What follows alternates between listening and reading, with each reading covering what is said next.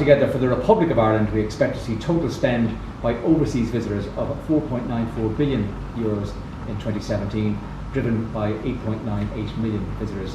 And that's 250,000 jobs, 225,000 jobs. And obviously with Tourism Ireland, our role is to market the island of Ireland abroad. And when you put the whole lot together, we expect to see a spend in excess of €5.7 billion, an increase of over 6%, driven by 10.65 million visitors. That's an increase of 3.2%. 286,000 jobs across the whole island of Ireland now in the area of hospitality. Our market diversification is very important to us, and this is a very important slide. We started on this journey back in 2014 before anyone ever talked about Brexit. But mainland Europe then was the biggest spender at 1.4 billion, just ahead of Great Britain 1.3, North America 1 billion, and Australia developing markets at $500 million. And when you roll the clock forward 3 years, the changes are quite significant.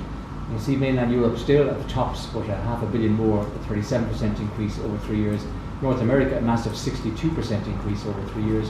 Great Britain, while we still have had the blip in 2017, is still 16% ahead in terms of spend compared to 3 years ago. And Australia and developing markets really rapidly growing, 34% growth over the last 3 years. Just to talk about Brexit, there's 3 things that we've been doing over the last 18 months since Brexit was voted on. And the Minister participated with us in our Brexit forum in Britain last year. We've carried out independent research by Red Sea 3 times over the last 18 months to assess the mood of British holidaymakers and their intention to visit, where they intend to go, how long they intend to stay, and their spending intentions. And it's really given us good insights in just placing our marketing campaigns abroad. We also collaborated very closely with the likes of the Irish Tourist Industry Confederation, the European Tour Operators Association, and UK Inbound. And all those bodies between them have more than 1,200 industry members across the whole of Europe. Just a sense check really where things are going on travel and tourism.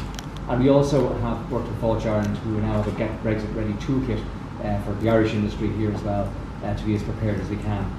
The air access picture is looking very strong next year. Aer Lingus announcing 3 new bases in Philadelphia, Miami, Seattle. We're delighted to see you from Montreal with Air Canada, and also from Toronto and to Shannon. The likes of Norwegian from Helsinki, Ryanair from Munich, Stuttgart, and the first ever direct service from Hong Kong to Dublin next July. And that will see in excess of 550,000 seats every single week in the summer of 2018 also. In terms of air access, a very strong picture as well. Emirates and Etihad both flying twice a day. A new service from Qatar and a new service next year from Qatar Pacific means that air access to these long-haul markets will be 10% greater, and that the visa scheme, the British Irish visa scheme, making it easier to get from those markets as well. With the leverage our digital footprint, as we did this year, we'll have 19.3 million visitors into Ireland.com and 4.5 million referrals into industry sites to hopefully book their holiday. That's fully integrated with our social media reach. We have 4 million fans now on Facebook, which is the 4th largest tourism agency in the world, an average of 200 friends each, which gives us a digital connection of 800 million. 3rd largest in the world on YouTube, 4th largest in the world on Twitter, and we're also on Sina Weibo and WeChat in China. If you put those 5 million followers together and their 200 friends each, it gives you a digital global audience of 1 billion people around the globe. That digital bit's important, but so are overseas publicity, and we work with our colleagues here in Fáilte Ireland. And if you put a value on all the publicity that's been achieved by the work that we've done with the 22,000 international media in our database, it will cost us €327 million to buy the positive publicity. And just some examples up there from publications like National Geographic and Le Figaro, and it's really pushing out the regional message, particularly in 2017. Media partners, particularly important in Britain. We work with the likes of The Guardian, The Telegraph, Smooth Radio, Classic FM. Just a practical example, Coda Line were working with us in Britain this winter. Their reach is 10 million, particularly to a younger audience. Working on new brand partnerships to stretch the word about tourism into non-tourism related markets, like Saks Fifth Avenue, where Ireland was on display in New York and Beverly Hills to 3.5 million of their top customers. We're working with Amazon this winter as well, pushing the off-season message. And people don't think of Ireland for weather, but that's why we worked with the Weather Channel in Canada to broadcast from Ireland 4 times during the course of 2017. Sales missions really important as well. We had a lot of sales missions to 22 different cities. Just some footage there actually of our sales mission into the UAE a number of months ago. Pioneering stuff to a destination where Ireland wouldn't be well known, but the Irish industry had been out on the ground, was in force, and I want to particularly thank the industry for that. And we'll be doing the same again in 2018. Global greening, again a positive message, 299 global icons. That's a picture of the Sacré-Cœur under a full moon on St. Patrick's Day in Paris. And in our role here in Star Wars and Game of Thrones really is to push the message in our relationship with Walt Disney and Lucasfilm, and we'll be doing it again with The Last Jedi, and with Game of Thrones as well, working with HBO to leverage our reach there. But the two of them have reached 220 million people during the course of 2017. The advertising value, which we could never afford to do on our own, almost 40 million euros.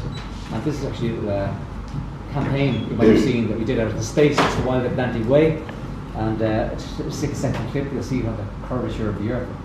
Any minute. So it actually went up 34 kilometres into the sky.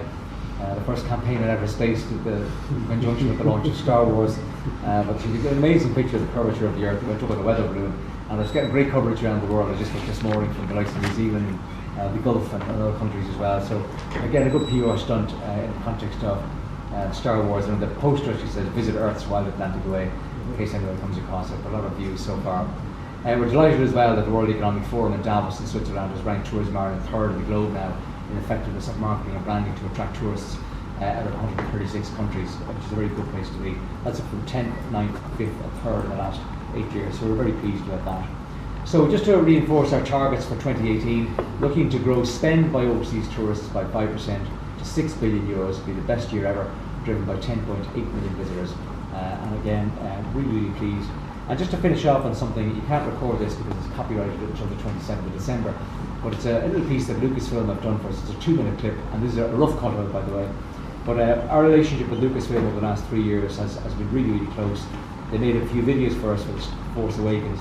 This is the first one they've done for us in the context of The Last Jedi, along with the cast and crew when they were shooting in Ireland. So you can say hello to Ryan Johnson, the director, and the cast and the crew of Star Wars.